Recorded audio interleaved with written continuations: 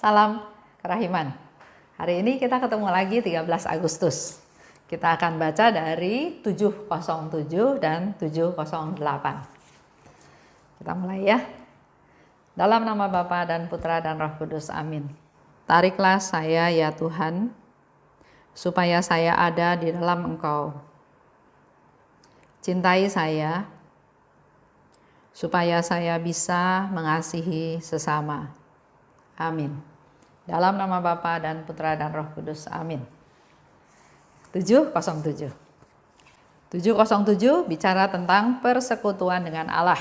Nanti lanjut dengan 708, itu tentang penderitaan rohani.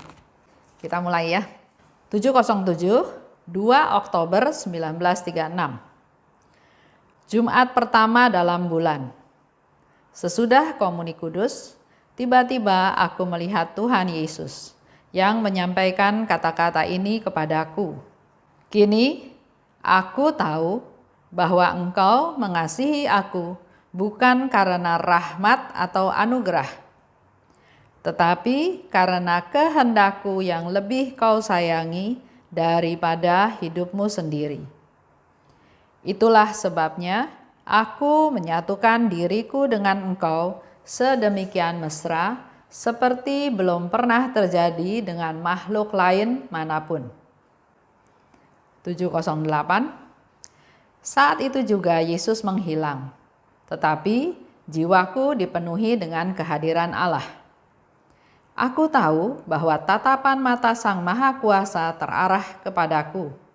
Aku tenggelam sepenuhnya dalam sukacita yang mengalir dari Allah. Aku melanjutkan pengalaman ini sepanjang seluruh hari tanpa disela, dan dengan demikian aku terus tenggelam dalam Allah. Pada petang hari, aku merasa seolah-olah berada dalam sejenis sakratul maut yang tidak begitu jelas dan aneh. Kasihku ingin mengimbangi kasih Sang Maha Kuasa. Aku ditarik kepadanya dengan sedemikian dahsyat, sehingga tanpa suatu rahmat khusus dari Allah, tidak mungkin aku menanggung berlimpahnya rahmat yang seperti itu dalam hidup ini.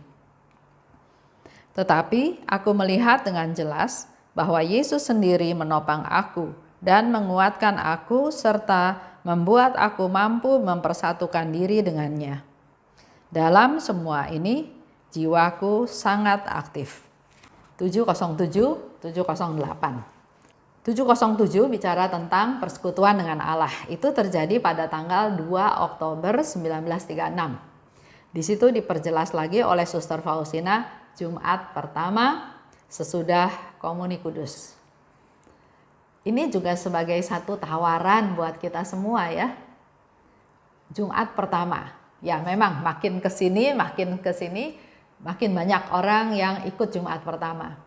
Tapi buat Bapak Ibu yang belum ikut Jumat pertama, mari kita lakukan juga misa perayaan Ekaristi pada Jumat pertama.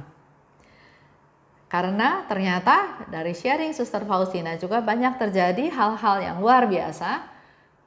Penglihatan, pencerahan, suara Yesus pada misa-misa perayaan khusus seperti Jumat pertama tersebut. Dan di situ dikatakan sesudah komuni kudus.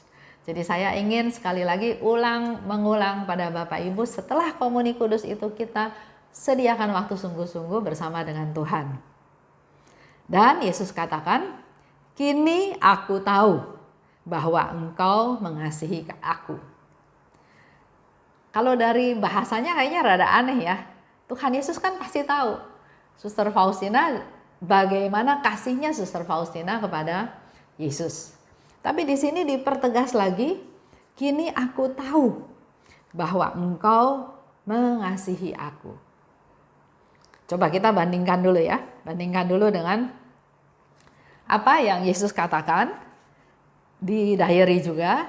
Banyak hal yang bicara tentang Yesus mengasihi. Jelas Yesus mengasihi Suster Faustina. Tapi dalam banyak hal, Yesus mengungkapkan bahwa kasih kita itu enggak kasih yang seperti yang Yesus harapkan. Kita lihat di 50. Meskipun kasihku tak terhingga, mereka tetap tidak mempercayai aku.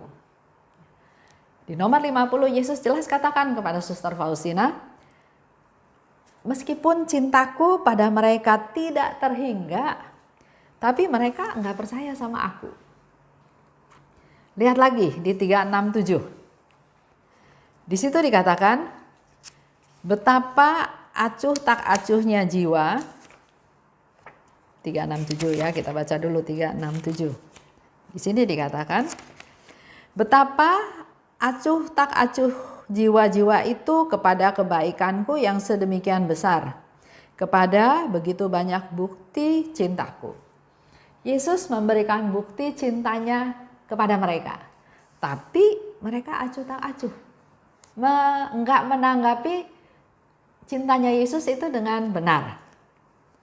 Kita lihat lagi di 580. 580 di situ dikatakan,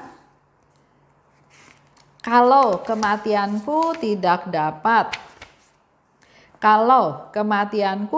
dapat meyakinkan engkau tentang besarnya kasihku, dengan apa lagi aku akan meyakinkan engkau.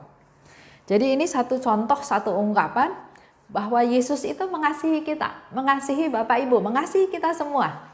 Bahkan ketika kita masih berdosa.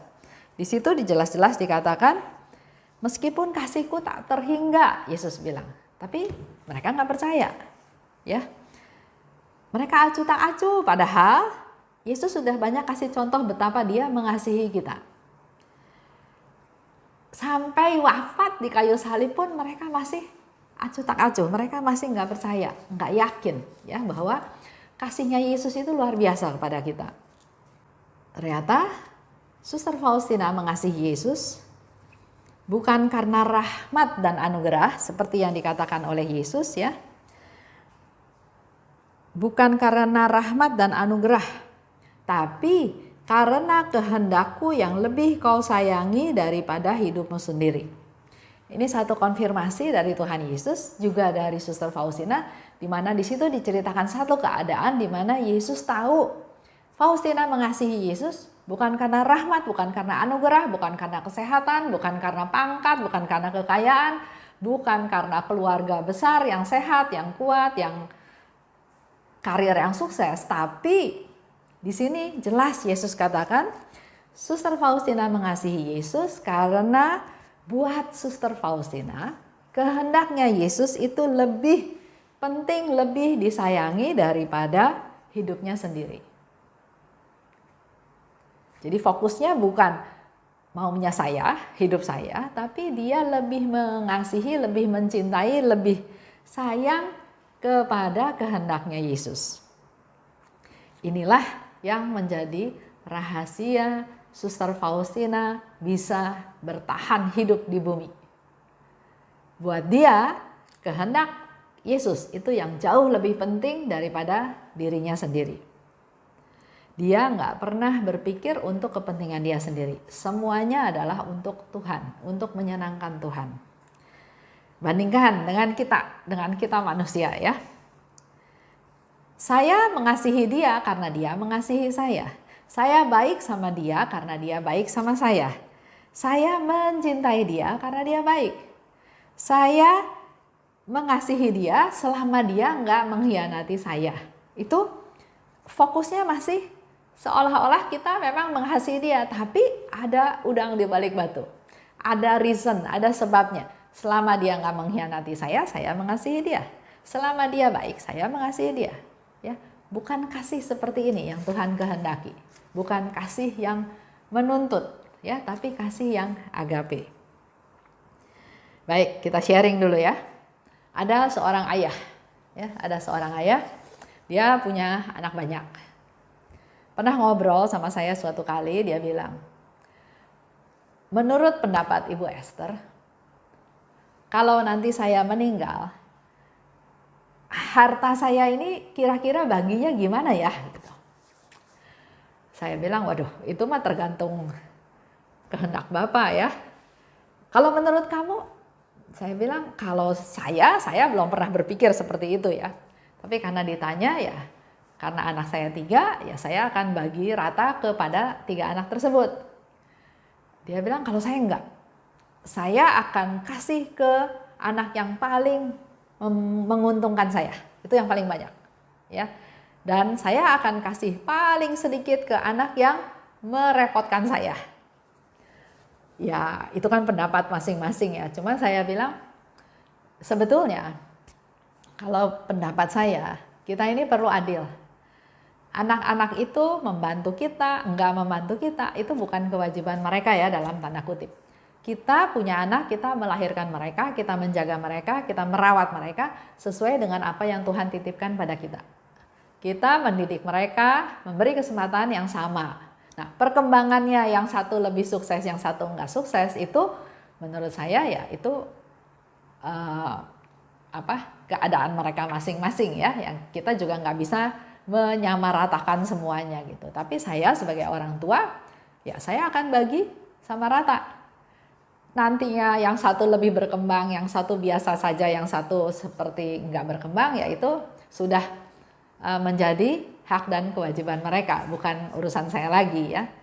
Tapi si bapak ini berpikir bahwa saya akan kasih ke yang lebih menguntungkan. Nah, itu masih bahasa duniawi ya. Beda dengan apa yang Suster Faustina lakukan. Dia mengasihi Allah bukan karena Allah udah kasih banyak ke dia rahmat atau anugerah, tapi karena menurut dia memang saya mengasihi engkau. Tanpa alasan ya. Itu yang dikatakan rahasia kasih Suster Faustina selama di bumi.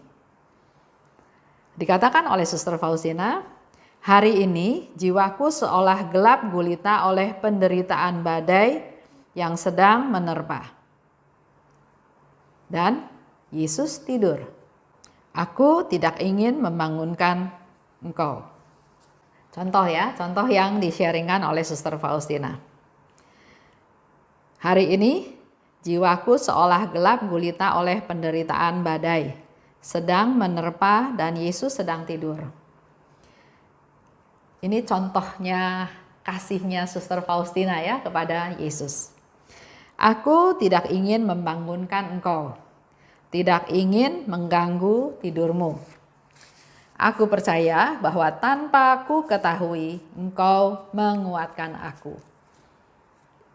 Ini contoh yang Suster Faustina mau kasih tahu, walaupun dia mengalami penderitaan, walaupun dia mengalami kesusahan, dan dia tahu Yesus lagi tidur, dia nggak gobrak-gobrak Yesus, bangun Yesus, saya lagi masalah, saya lagi susah ya. Tapi dia nggak lakukan itu. Dia tetap membiarkan Yesus tidur, tapi dia punya iman. Dia katakan, aku percaya bahwa tanpa aku ketahui, engkau menguatkan aku. Itu ada di 195. Dikatakan lagi, aku tidak butuh penghiburan. Kehendakmu adalah tujuan hidupku. Jadi Suster Faustina katakan, kehendakmu Tuhan adalah tujuan hidupku. Sama seperti di awal ya, Yesus bilang, aku sekarang tahu engkau mengasihi aku bukan karena rahmat dan anugerah, tapi karena engkau lebih sayang pada kehendakku daripada hidupmu sendiri. Ini artinya mengandalkan Tuhan.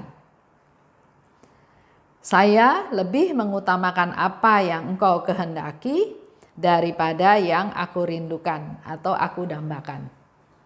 Kita bisa mulai belajar juga ya. Jadi fokusnya bukan saya, tapi lebih mengutamakan apa yang Tuhan kehendaki. Dan perlahan-perlahan kita nanti akan punya kasih yang murni.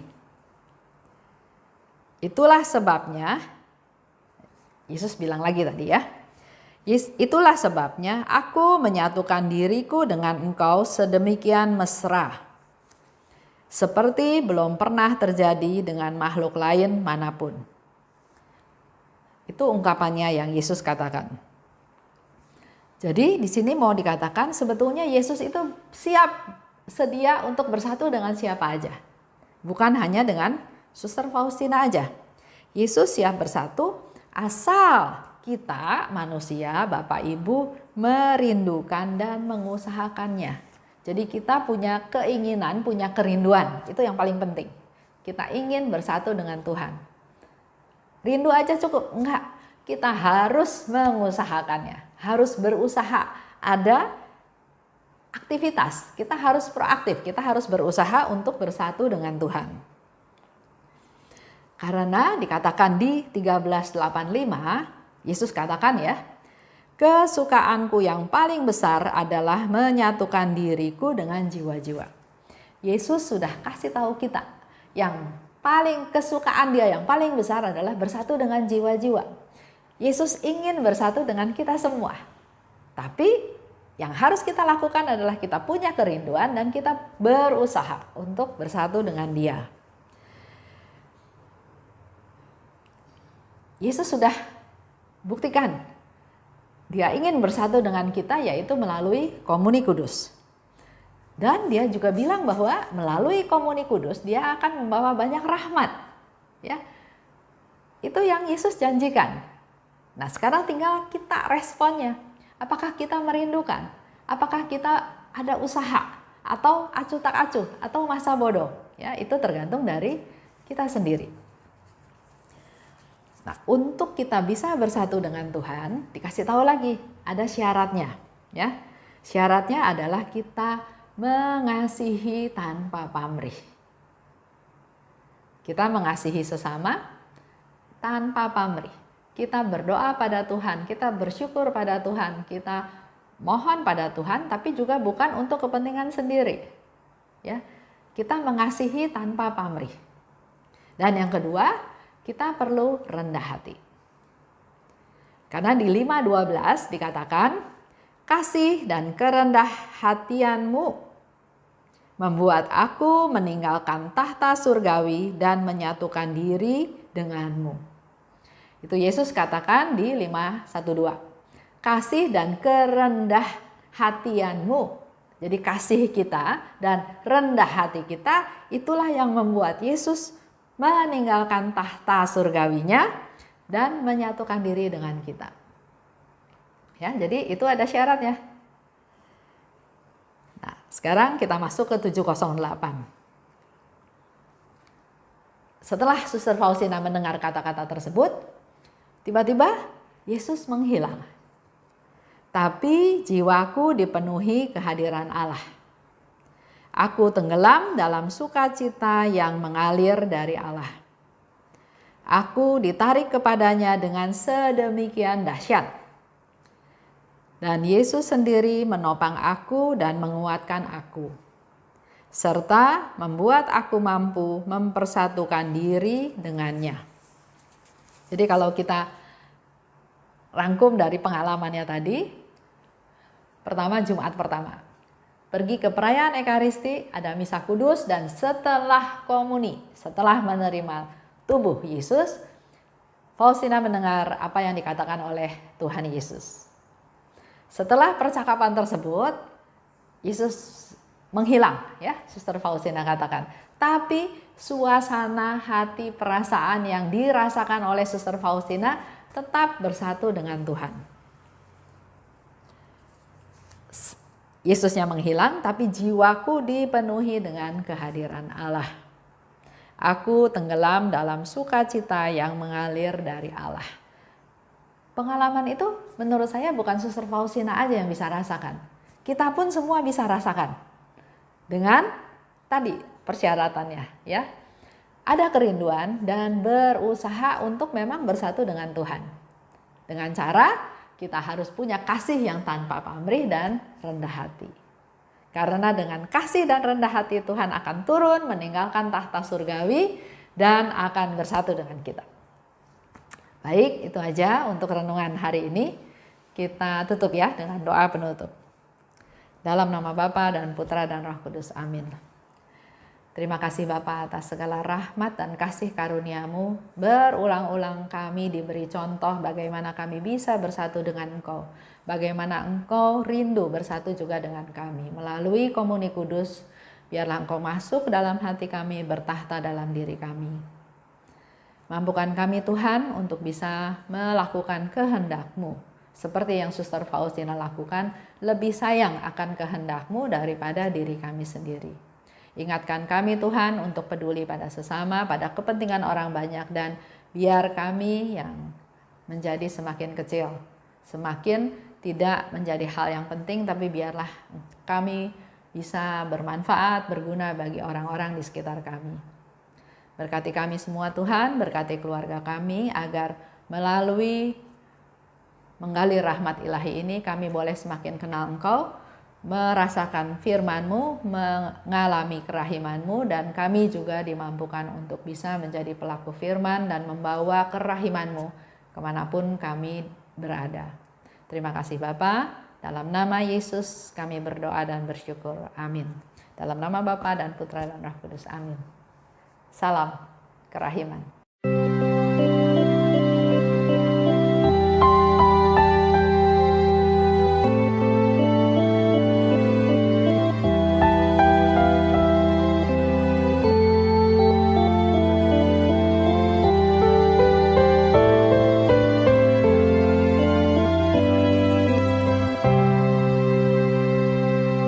Syukur kepadamu ya Allah, karena Engkau mengelilingi hidupku dengan perhatian-Mu yang mesra dan penuh kasih. Syukur kepadamu ya Allah,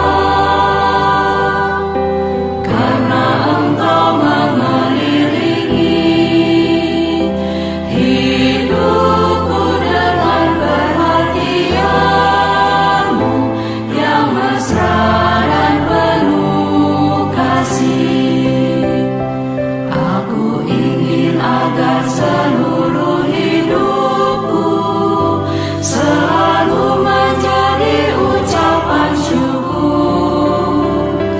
Ya Allahku, kepadamu ku serahkan seluruh jiwa dan ragaku ini.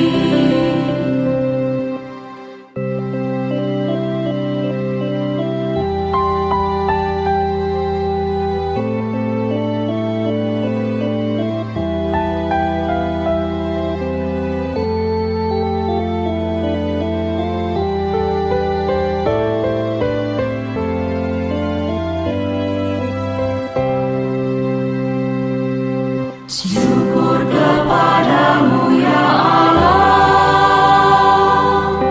karena Engkau mengelilingi hidupku dengan perhatian-Mu yang mesra dan penuh kasih.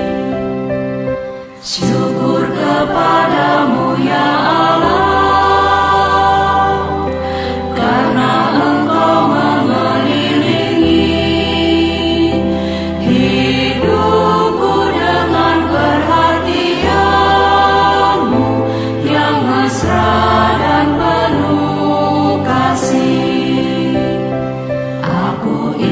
agar seluruh hidupku selalu menjadi ucapan syukur. Ya Allahku, kepadamu ku serahkan seluruh jiwa dan ragaku ini. Syukur kepadamu ya Allah,